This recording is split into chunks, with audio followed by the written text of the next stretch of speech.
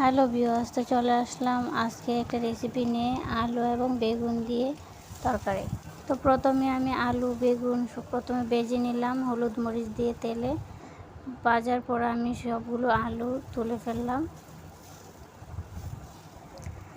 এভাবে লাল লাল করে ভাজতে হবে, তাহলে অনেক টেস্টি হয় তরকারিটা।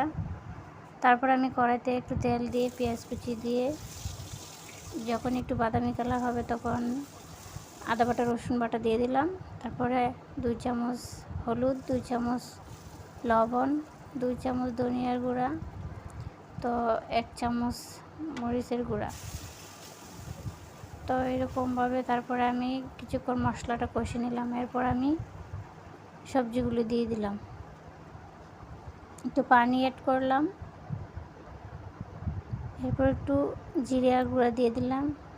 তারপর আমি মাছগুলো দিয়ে দিলাম। তো এরকমভাবে রান্না করলে সত্যি ছোটো মাছ দিয়ে অনেক মজা হয়।